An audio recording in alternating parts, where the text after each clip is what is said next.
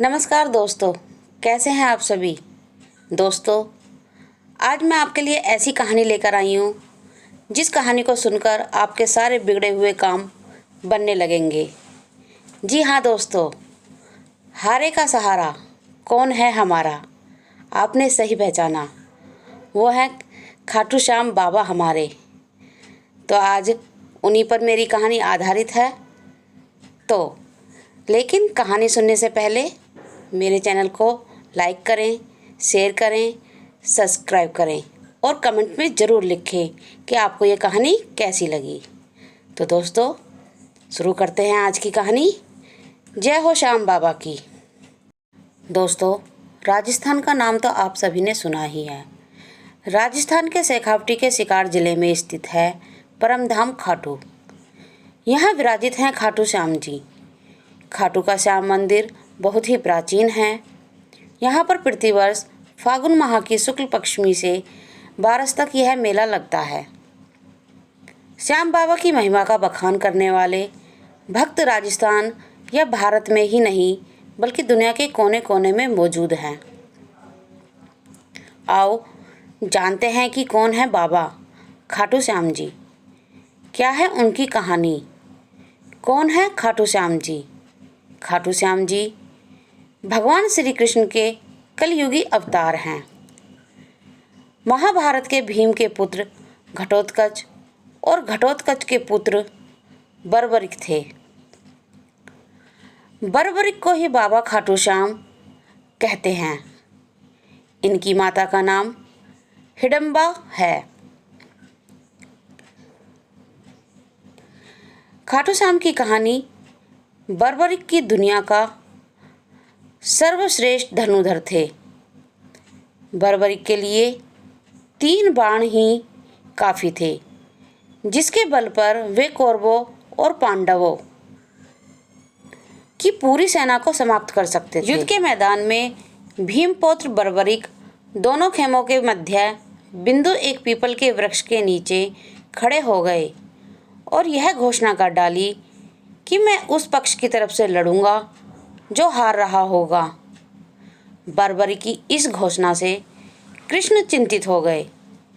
भीम के पौत्र बर्बरिक के समक्ष जब अर्जुन तथा भगवान श्री कृष्ण उसकी वीरता का चमत्कार देखने के लिए उपस्थित हुए, तब बर्बरिक ने अपनी वीरता का छोटा सा नमूना मात्र ही दिखाया।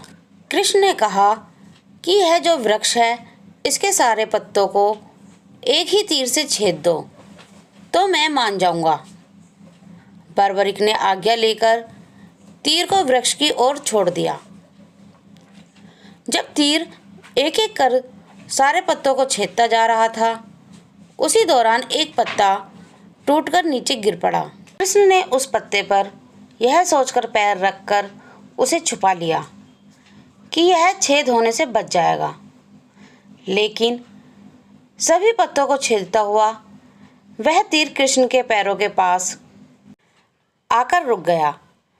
तब बर्बरिक ने कहा कि प्रभु, आपके पैर के नीचे एक पत्ता दबा है, कृपया पैर हटा लीजिए, क्योंकि मैंने तीर को सिर्फ पत्तों को छेदने की आज्ञा दे रखी है, आपके पैर को छेदने की नहीं। उसके इस चमत्कार को देखकर कृष्ण चिंतित हो गए। भगवान श्री कृष्ण यह बात जानते थे कि बर्बरिक प्रतिज्ञावश हारने वाले का साथ देगा। यदि कौरव हारते हुए नजर आए तो फिर पांडवों के लिए संकट खड़ा हो जाएगा, और यदि जब पांडव बर्बरिक के सामने हारते नजर आए तो फिर वह पांडवों के साथ देगा। इस तरह वह दोनों ही सेना को एक ही तीर से खत्म कर देगा। तब भगवान श्री कृष्ण ब्राह्मण का भेष बनाकर सुबह बर्बरिक के शिविर के द्वार पर पहुंच गए और दान मांगने लगे। बर्बरिक ने कहा, मांगो ब्राह्मण, क्या चाहिए। ब्राह्मण रूपी कृष्ण ने कहा कि तुम दे ना सकोगे, लेकिन बर्बरिक कृष्ण के जाल में फंस गए। और दोस्तों, कृष्ण ने उस मोरवी के लाल का शीश मांग लिया। बर्बरिक द्वारा अपने पितामह पांडवों की विजय हेतु स्वेच्छा के साथ शीश दान कर दिया।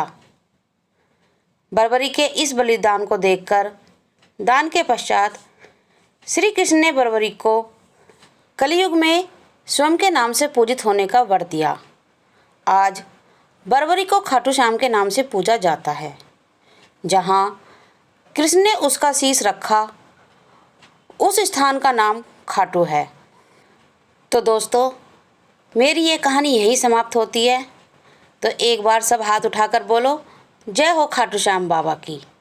दोस्तों, अगर आप बाबा के चमत्कार की रहस्यमय कहानी सुनना चाहते हैं तो मेरा पार्ट 2 ज़रूर देखें और कमेंट्स ज़रूर लिखें।